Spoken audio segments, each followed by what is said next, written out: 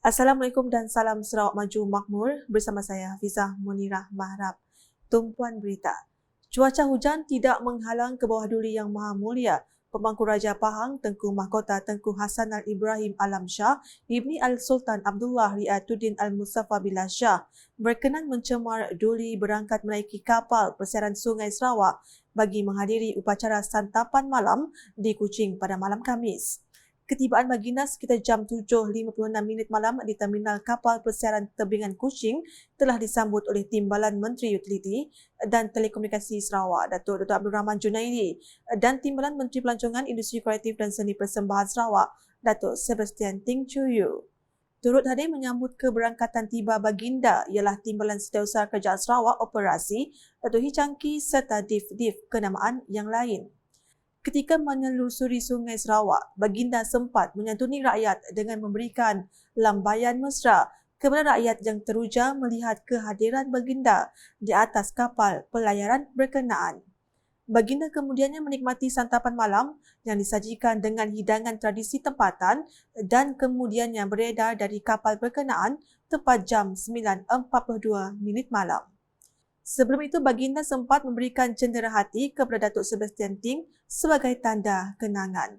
Baginda menamatkan lawatan rasmi ke Sarawak pada hari ini dan berangkat pulang ke Pahang menggunakan pesawat khas dari lapangan terbang antarabangsa Kuching ke Pangkalan Udara Subang pada jam 12 tengah hari.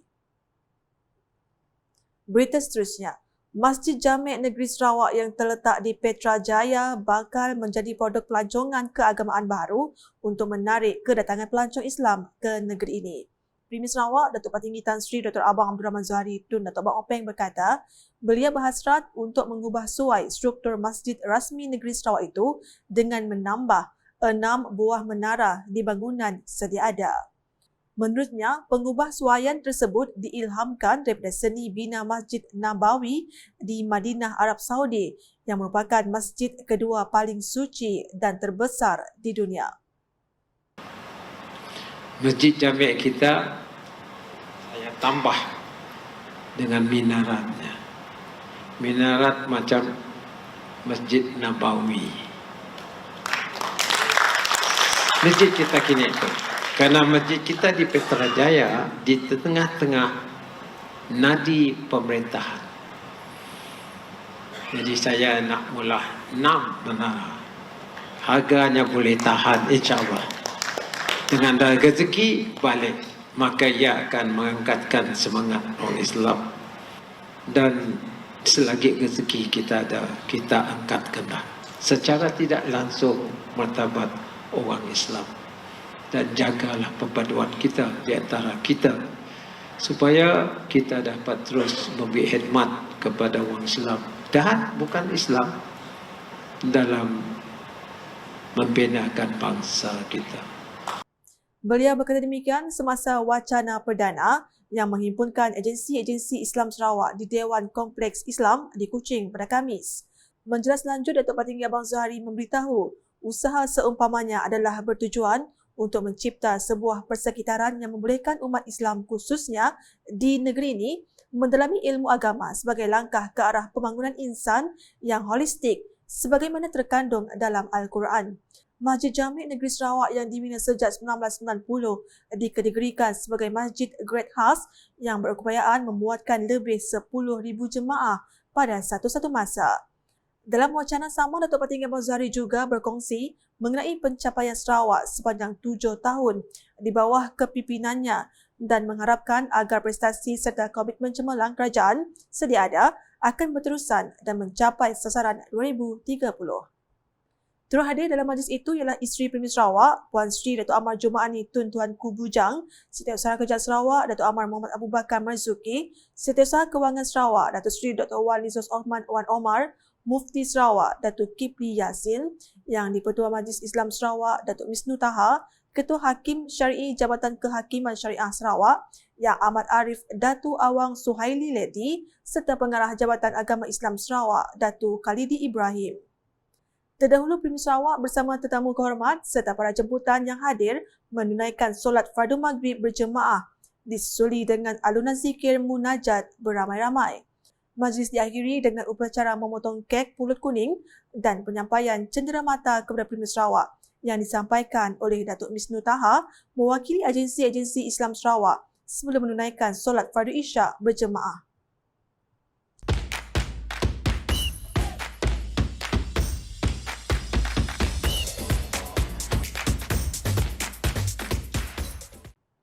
Beralih ke perkembangan Sukan Sarawak 2023, Kerajaan Sarawak telah membelanjakan peruntukan besar bagi mempersiapkan atlet-atlet Sarawak untuk menghadapi Timasa Sukan Malaysia SUKMA ke-21 2024.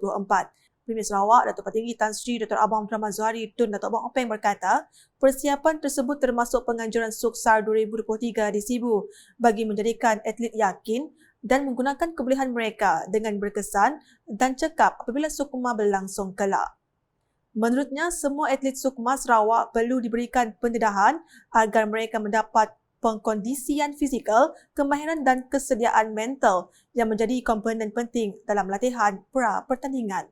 Dalam hal itu, beliau berkata Kerajaan Sarawak juga telah merangka strategi dan melaksanakan beberapa program dalam agenda pembangunan belia termasuk penganjuran pelbagai acara sukan yang boleh membantu dalam mengangkat potensi belia di negeri ini.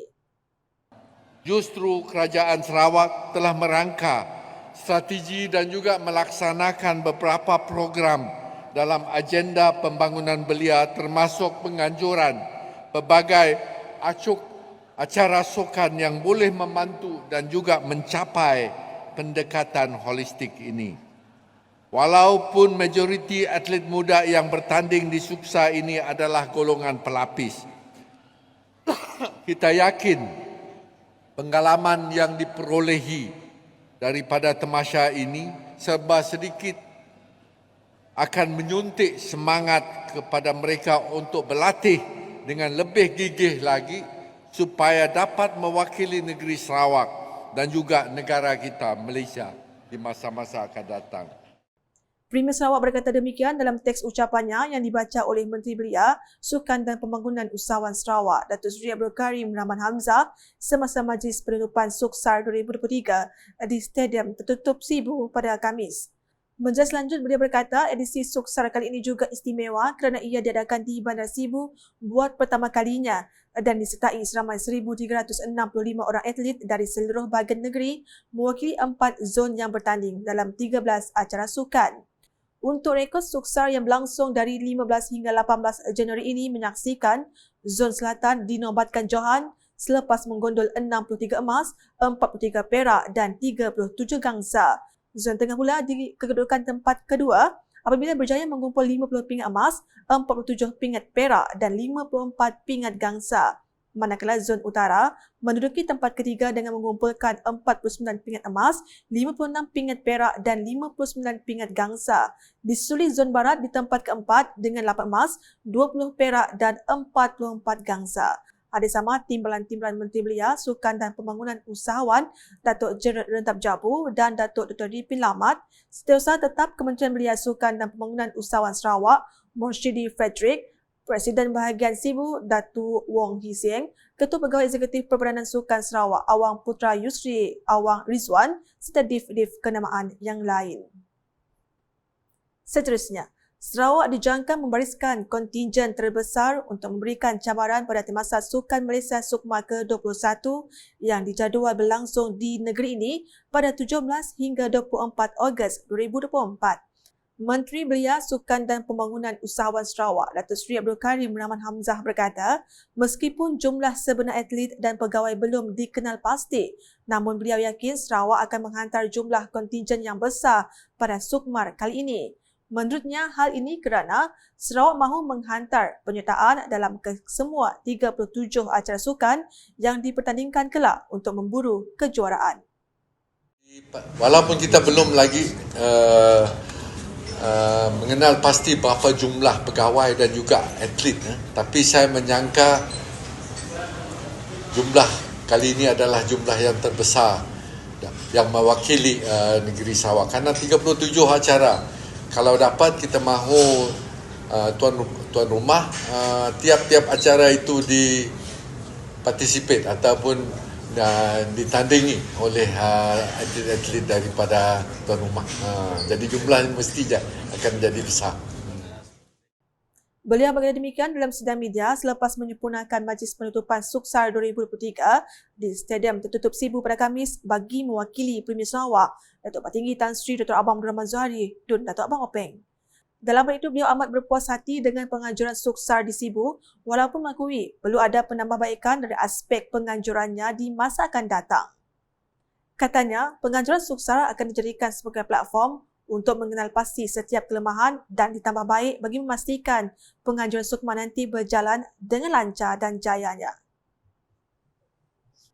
Terdahulu ketika berucap, Setiausaha Tetap Kementerian Belia Sukan dan Pembangunan Usahawan Sarawak, Morshidi Frederick berkata, pengelolaan Suksar amat signifikan sebagai persediaan menjelang penganjuran Sukma 2024.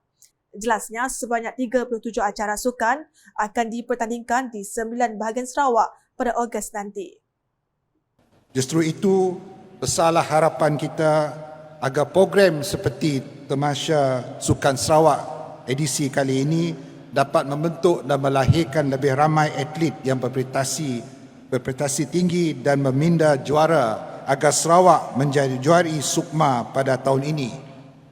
Seperti hasrat yang amat berhormat Premier kita dan didokong oleh Yang Berhormat Datuk Seri sendiri agar kita menjadi tuan rumah yang terbaik dan menjadi runaway champion for Sukma 2024. Dalam hal itu, 2 atlet taekwondo dari Zon Selatan telah dinobatkan sebagai olahragawan dan olahragawati Suksar 2023 iaitu Fidelis Com Twin berusia 16 tahun dan Farah Nabila Madarus yang berusia 20 tahun. Ketika ditemu ramah, kedua-dua atlet itu menzahirkan rasa bersyukur di atas penganugerahan yang diberikan dan sentiasa meneruskan usaha untuk lebih berjaya pada masa akan datang. Fidelis merangkul 3 pingat emas dalam acara individu lelaki, berpasangan campuran dan berpasukan lelaki. Manakala Farah Nabila turut menggondol 3 emas dalam acara individu wanita, berpasangan campuran dan berpasukan wanita. Saya rasa bangga lah kalau dapat anugerah ni sebab anugerah ni susah untuk dapat. Kira setiap hari saya training, study kadang-kadang susah sikit lah sebab saya banyak korbankan masa kepada parents saya. Mereka banyak korbankan masa kalau hantar saya training petang, malam. First of all, kami mau thank you dekat family, club, Grandmaster Tan and all the coaches that dah ajar kami lah. Untuk dapatkan anugerah tu sangat-sangatlah susah. Perlu berkorbankan masa semua. Kami pun si terfikir untuk mendapatkan anugerah tu, tapi alhamdulillah dapat juga anugerah tu lah. Dalam pada itu, Ketua Kontijen Zon Selatan, Caroline Cleopas Joseph berpuas hati dan berbangga selepas Zon Selatan berjaya mempertahankan kejuaraan Suksar 2023 yang melabuhkan tirainya pada Khamis. Presiden bahagian serian itu juga merakamkan penghargaan kepada semua atlet dan pegawai pasukan serta sekretariat Zon Selatan yang telah bertungkus lumus bagi mencapai misi menjadi juara keseluruhan Suksar kali ini. Jelasnya, kontijen Zon Selatan berjaya mengatasi pencapaian Suksar di Miri pada 2019 dengan meraih 55 emas berbanding menggondol 63 emas dalam Suksar 2023. Sekian edisi tengah hari bersama saya Hafizah Munirah. Berita berlanjut boleh didapati di semua platform media sosial UKAS termasuk portal ukas.sarawak, dejokvideo.my dan UKAS channel di YouTube. Mengakhiri buletin dengan paparan ke bawah dulu Yang Maha Mulia Pemangku Raja Pahang Tengku Mahkota Tengku Hasanal Ibrahim Alam Shah Ibni Al-Sultan Abdullah Riyaduddin Al-Mustafa Billah Shah berkenan mencemaduli merangkat menaiki kapal persiaran Sungai Sarawak bagi menghadiri majlis santapan malam di Kuching pada Khamis. #Saluran Informasi Rakyat Salam UKAS.